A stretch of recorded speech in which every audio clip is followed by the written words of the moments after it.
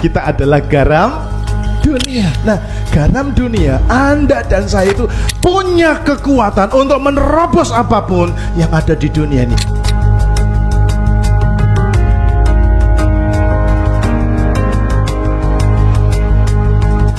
Kita harus kenal dulu identitas kita. Makanya saudara dan saya diizinkan menghadapi berbagai kesulitan dalam hidup ini yang rasanya nggak bisa diterobos, rasanya sulit untuk dilawan. Itu bisa dilawan kalau saudara tahu identitasmu. Shalom semua Tuhan. Pagi ini kita akan belajar sama-sama. Tema hari ini adalah Kingdom Ambassador. Alkitab memberitahu kita tentang realita kehidupan kita. Banyak orang hidup di dunia kedar mengejar materi, mengejar keuangan, mengejar pencapaian, mengejar jabatan. Ya, kita harus mengejar itu selama di bumi. Betul? Tetapi ingatlah bahwa ada kehidupan sesudah kehidupan di dunia ini. Amin. Namanya adalah kehidupan kekal. Sama-sama bilang kehidupan kekal. Kita harus berjuang bukan hanya untuk bisa sukses di dunia yang fana ini, tapi kita juga harus bisa mencapai tujuan kekal kita dan kita harus sukses di sana. Katakan amin. Makanya Alkitab berkata, jangan hanya menyimpan harta kita di bumi, karena di bumi ini ngengat dan karat bisa menghabiskannya. Tapi Alkitab berkata, juga simpanlah hartamu di sorga. Katakan amin. Nah, suku ini kasih Tuhan, apa realita kehidupan yang kita mesti mengerti? Perhatikan ini, kita memang berada di dunia. Sama-sama katakan, saya memang di dunia. Amin. Kita memang ada di dunia saat ini, tetapi sesungguhnya hidup kita ini bukan dari dunia ini. Bilang sama-sama, saya bukan dari dunia ini. Amin. Tetapi kita adalah warga kerajaan sorga. Katakan lagi, saya adalah warga kerajaan sorga. Filipi 3:20 berkata, karena kewargaan kita, sama-sama dibaca, 2-3, karena kewargaan kita adalah di dalam sorga, dan dari situ juga kita menantikan Tuhan Yesus Kristus sebagai Juru Selamat. Anda simak dengan baik-baik. Firman Tuhan berkata, kewargaan kita adalah di dalam sorga. KTP asli kita adalah sorga. Katakan amin. Sama-sama katakan, kewargaan saya adalah di dalam sorga. 2-3. Amin. Ini mesti kita pahami sungguh-sungguh. Amin. Ini harus kita bisa mengerti baik-baik apa yang dimaksud dengan kewargaan kita itu adalah di dalam sorga. Satu hari saya dengan Ibu Gembala dipanggil satu keluarga yang akan pindah. Karena dinasnya di kota Pontianak sudah selesai dan dia harus pindah ke kota Surabaya. Waktu saya datang ke sana, dia berkata demikian. Bapak dan Ibu, saya setiap kali diutus dinas, saya tidak mau repot-repot lalu simpan barang yang banyak-banyak sehingga nanti kalau pindahan saya bawa kapal, saya pakai truk, saya pakai enggak. Saya hanya bawa seperlunya. Bahkan saya bisa membeli peralatan yang sederhana. Supaya kalau saya pergi, saya rela meninggalkan barang itu, saya bagikan kepada siapa saja, dan saya tidak merasa berat hati meninggalkannya. Karena saya tahu hati saya sejak dari awal adalah, saya pasti akan pulang ke tempat saya yang sesungguhnya. Dari sini saya belajar akan sesuatu. Berapa banyak orang Kristen, ya, dia begitu mencari harta dunia ini, sehingga mohon maaf, ketika dia harus pulang, dia nggak bisa mati-mati. Kepikiran siapa? Kepikiran apa? Harta. Betul? Kepikiran anak. Kepikiran semua yang dia sudah kejar, sudah dia raih. Ada beberapa orang saking cintanya kepada anaknya, jujur, gak bisa mati-mati, saudara. Berat. Ini orang yang begitu begitu punya tujuan hidup di dunia, tapi dia lupa tujuan hidupnya sesungguhnya, kewargaannya adalah di dalam surga. Saya berharap sembari firman Tuhan ini diberitakan, Anda boleh merasakan bagaimana dengan hidupmu hari ini. Apakah kau begitu mengejar antusias apa yang ada di dunia ini sampai saudara lupa bahwa kewargaanmu itu di surga? Ya. Dunia ini, dunia kita hari ini adalah dunia yang sudah penuh dengan sistem yang rusak. Dunia kita ini sistemnya sudah rusak. Ya. Kejahatan, ketidakadilan, pemberontakan kepada Tuhan dan lain sebagainya. Bahkan hari-hari ini Anda bisa dapati, Anda kalau terima berita di media sosial, Anda bisa langsung percaya hari ini? Hari ini? Hati-hati loh ya. Betul nggak? Informasi yang masuk kepada kita kelihatannya menarik, kelihatannya bagus, tapi ternyata itu hanya propaganda. Itu hanya hoax. Orang menebarkan sebuah isu yang demikian rapi, kelihatannya sahih, kelihatannya benar gitu ya. Tapi ternyata bohong. Kenapa bisa terjadi? Sistem rusak. Orang zaman sekarang bisa membalikkan kebenaran menjadi kebohongan. Kebohongan menjadi kebenaran.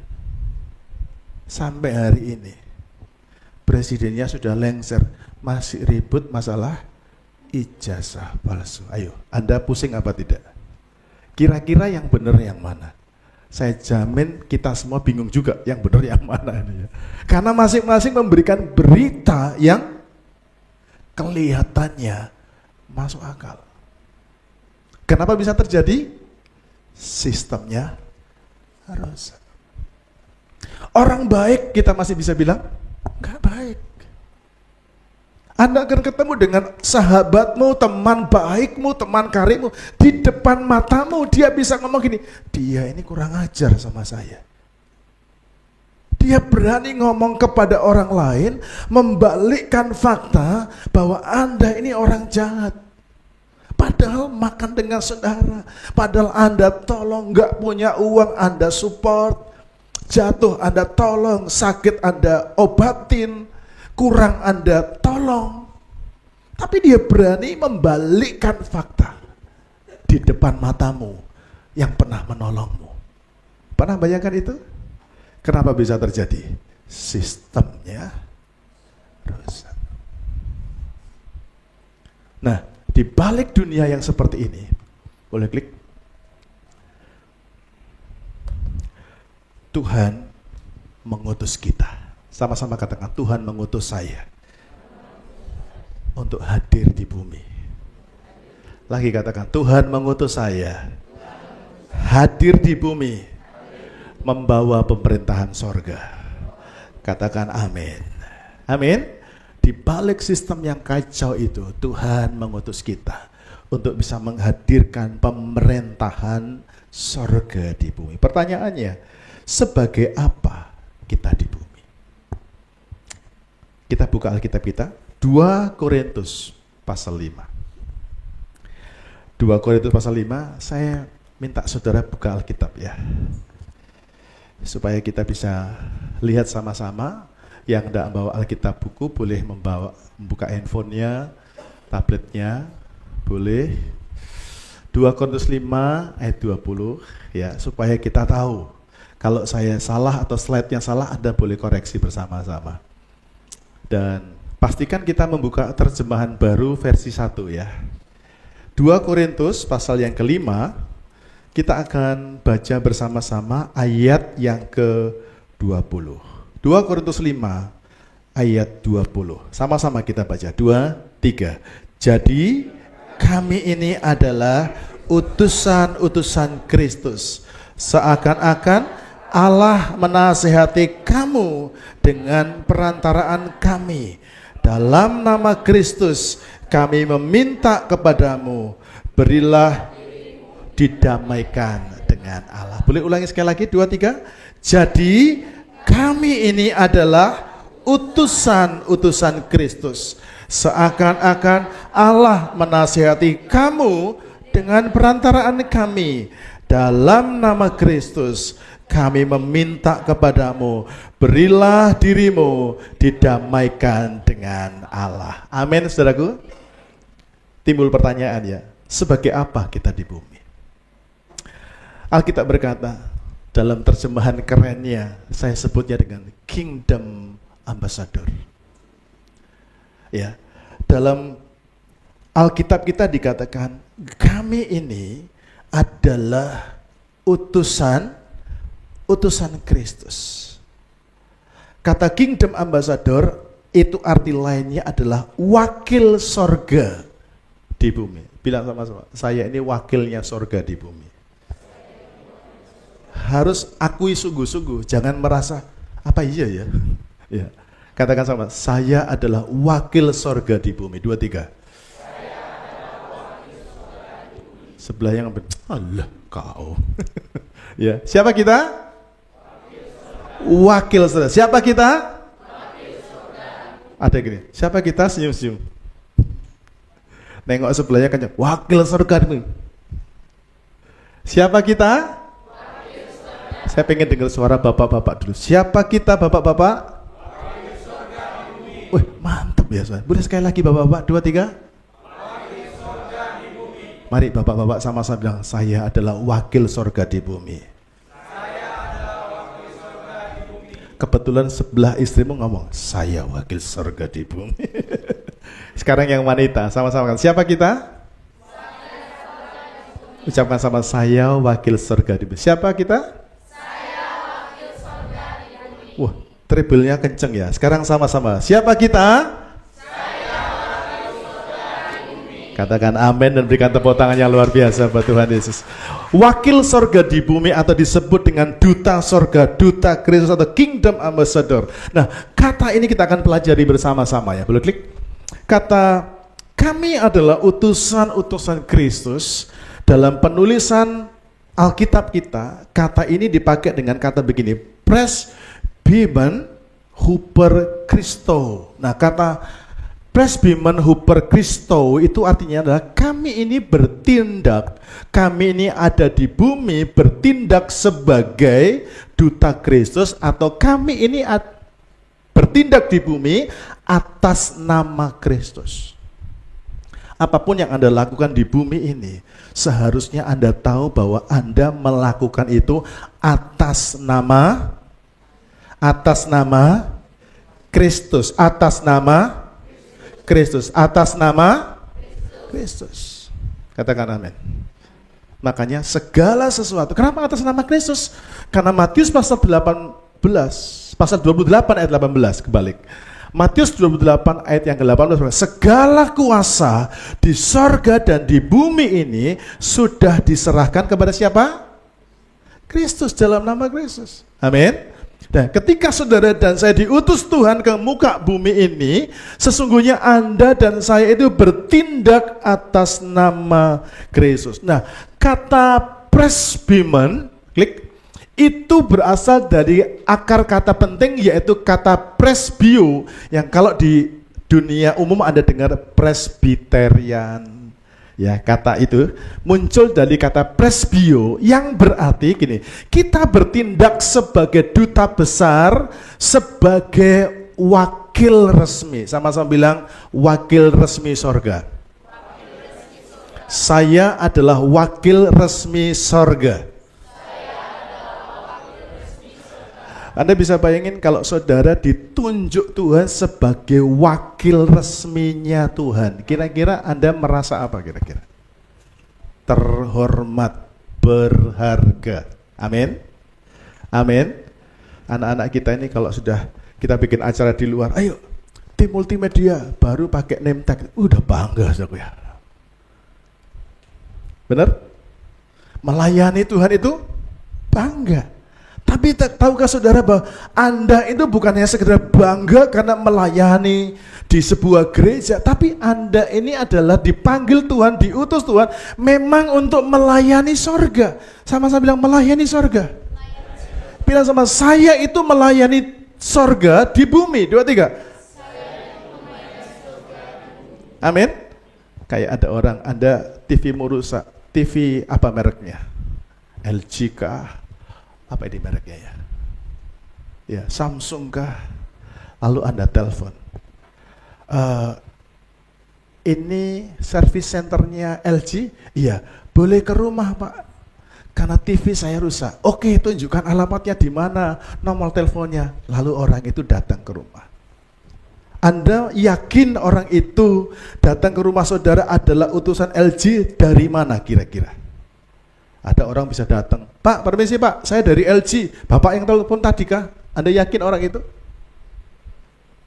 Masih ragu-ragu juga ya. Anda lihat kakinya, celananya, bajunya, ya. Anda cari apa? Identitas.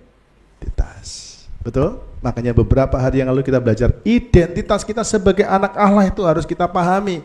Amin. Karena identitas itu bicara tanggung jawab. Anda bisa masuk ke rumah orang, Anda bisa bongkar, bahasanya saya, kalau Anda sebagai service center, Anda bisa bongkar TV-nya orang gara-gara siapa? Identitas.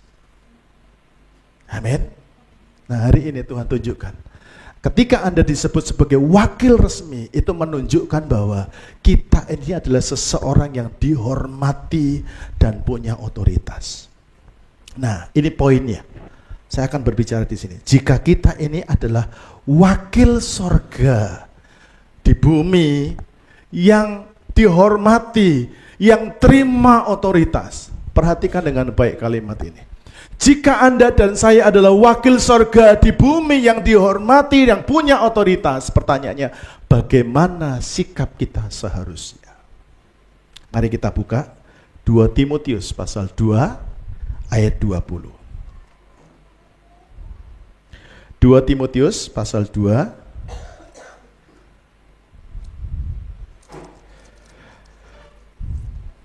kita akan membaca ayat 20 sampai dengan ayat yang ke-21.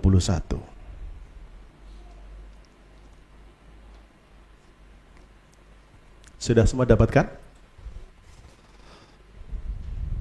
Sudah? Coba kita buka dulu 2 Timotius pasal 2 ayat 20 sampai 21. Sama-sama kita baca. 2, 3. Dalam rumah yang besar bukan hanya terdapat perabot dari emas dan perak, melainkan juga dari kayu dan tanah. Yang pertama dipakai untuk maksud yang mulia, dan yang terakhir untuk maksud yang kurang mulia. Perhatikan. Jika seorang menyucikan dirinya dari hal-hal yang jahat, ia akan menjadi perabot rumah untuk maksud yang mulia. Ia dikuduskan, dipandang layak untuk dipakai tuannya, dan disediakan untuk setiap pekerjaan yang mulia. Katakan amin. Kalau saudara tahu, saudara ini adalah utusannya sorga, the kingdom ambassador. Kita ini adalah wakilnya Tuhan di atas muka bumi ini yang dikasih penghormatan dan otoritas. Kira-kira apa yang harus kita lakukan? Dari 2 Timotius ini kita belajar. Boleh kembali ke atas ayat 20. Dalam rumah yang besar bukan hanya terdapat perabot dari emas dan perak, melainkan juga dari kayu dan tanah yang pertama dipakai untuk maksud yang mulia, dan yang terakhir untuk maksud yang kurang mulia. Tuhan berbicara tentang kehidupan kita sebagai warga sorga. Katakan amin. Kalau di perusahaan saja, Anda mesti seleksi. Orang ini cocoknya sebagai apa, si ini cocoknya sebagai apa, si ini cocoknya sebagai apa. Ada orang-orang tertentu yang memang tidak cocok di tempat itu. Kenapa? Effortnya, usahanya, perjuangannya untuk memegang tanggung jawab yang pantas untuk dia itu, dia nggak lakuin. Ya, maka dikatakan ayat 21, jika seorang menyucikan dirinya dari hal-hal yang jahat, ia akan menjadi perabot rumah untuk maksud yang mulia. Ia dikuduskan, dipandang layak untuk dipakai tuannya, dan disediakan untuk setiap pekerjaan yang mulia. Bagaimana dengan orang-orang yang tidak mau menyucikan diri dari hal-hal yang jahat? Oleh Tuhan kita dipandang tidak layak. Mungkin Anda pernah bekerja dan Anda pernah mimpin banyak orang. Anda akan ketemu, orang ini saya kasih kesempatan pegang ini, nggak bisa. Ini makin rusak, ini makin hancur. Saudara akan bijaksana dan berkata, orang ini nggak cocok di sini. Apakah bosnya pilih kasih? Tidak. Karena bosnya sudah mempertimbangkan, melihat dengan baik. Demikian juga dengan kita. Kalau Anda dan saya mengerti bahwa kita ini adalah wakilnya surga di bumi, maka tanggung jawab kita adalah kita harus menyucikan diri. Sama-sama bilang, saya harus menyucikan diri dari hal-hal yang jahat. Amin. Apa respon kita? Kalau kita ini adalah wakil surga yang dihormati, apa yang harus kita lakukan? Harus menyucikan diri dari hal-hal yang jahat. Amin. Dari hal-hal yang jahat. Saya akan kasih contoh sederhana. Kata menyucikan diri, boleh klik. Itu berasal dari kata, saya belajar ini dan Tuhan kasih pengertian yang sederhana sekali. Nanti saya kasih contoh, tapi mohon maaf, jangan sampai ada yang merasa, oh kok jorok ya ceritanya. Tapi ini yang Tuhan mau ajarkan ya.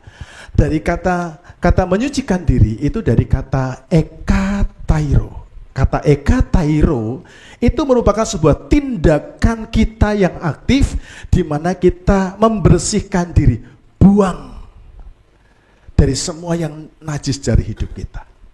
Digambarkan seperti gini. Seperti ketika seseorang membersihkan kotoran yang najis dari diri seseorang. Kayak apa sih? Masih bias ya, masih kayak nggak jelas ya. Nah, saya kasih contoh ini.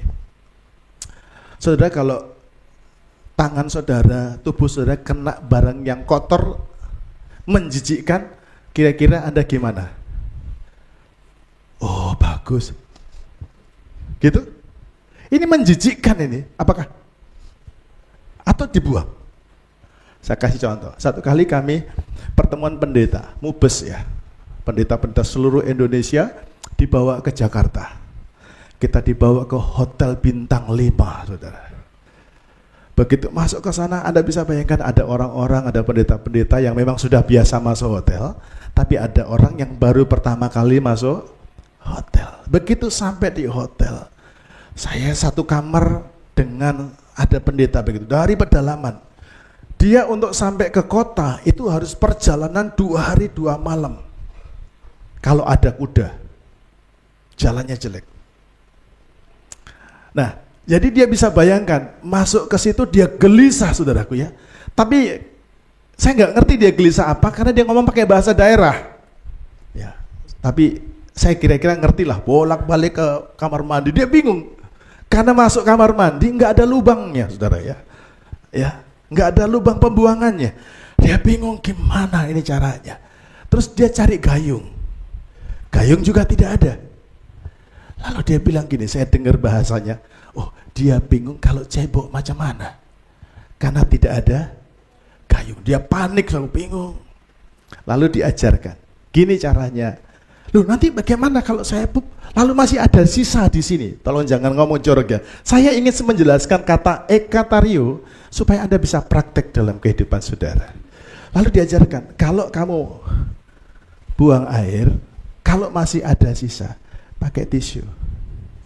Kan ada tisunya ya. Diajarkan, gimana caranya? Gini jarinya. Dilipat. Digulung.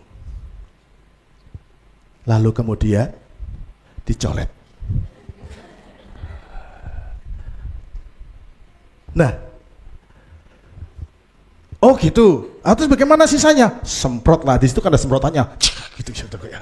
Dia pun kaget juga. Begitu nyemprot dia langsung lompat. Wih, apa itu katanya?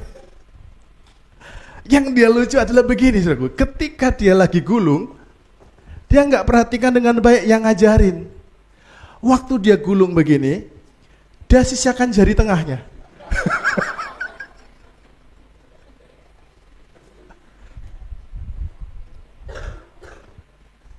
Ngerti? Jadi begitu digulung, ketinggalan jari tengahnya. Waktu dia colet, nggak di tisu, saudara. Ada di mana? Ada di tangan.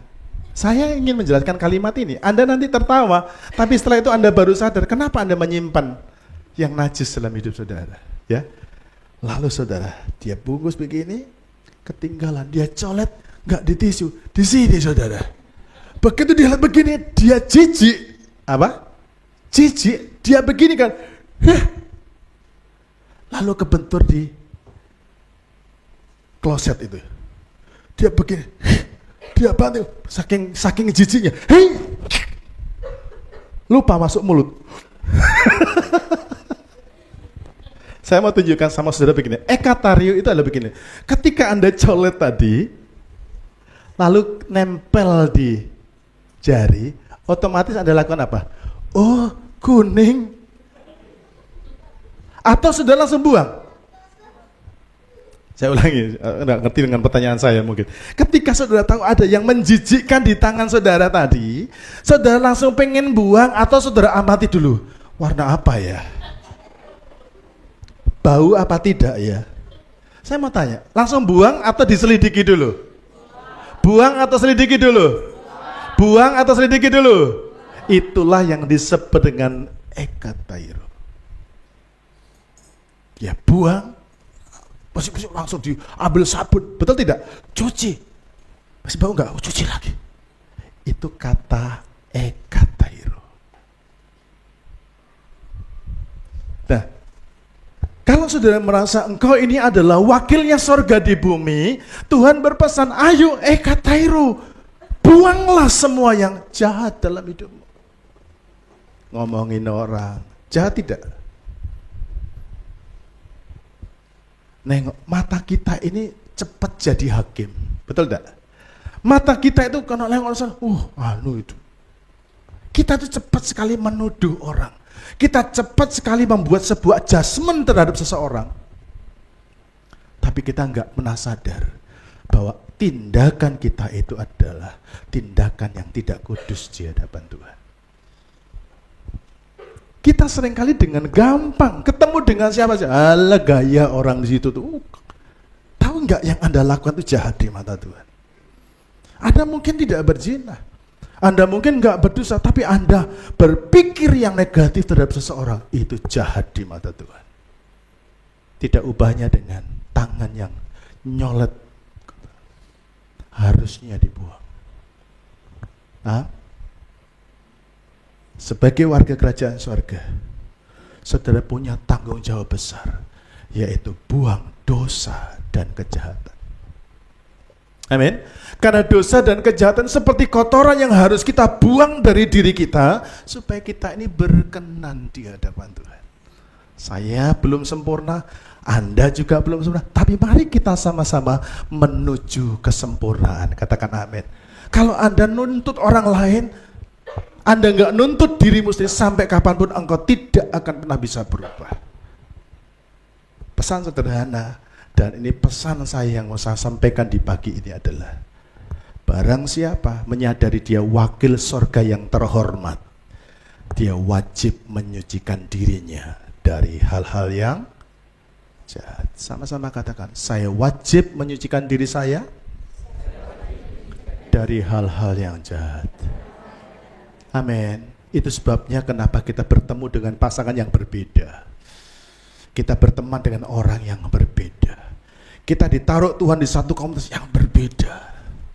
Karena kita di situ digesek oleh Tuhan, supaya kita belajar ekatario, menyucikan diri dari perkara-perkara yang jahat. Amin. Tahu pesan penting hari ini apa? wakil sorga, sama-sama bilang wakil sorga harus menyucikan diri dari hal-hal yang jahat. Amin. Jadi tema hari ini yang saya titipkan untuk dibawa pulang dan dipraktekkan adalah kita adalah wakil sorga di bumi yang harus menyucikan diri dari hal-hal yang jahat. Tuhan berkati. Berikan tepuk tangan dan sebagai Tuhan kita berdiri bersama-sama.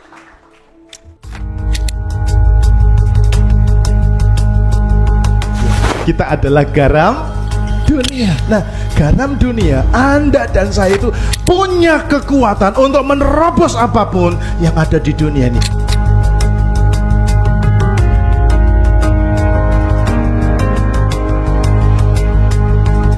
Kita harus kenal dulu identitas kita. Makanya saudara dan saya diizinkan menghadapi berbagai kesulitan dalam hidup ini yang rasanya nggak bisa diterobos, rasanya sulit untuk dilawan. Itu bisa dilawan kalau saudara tahu identitasmu.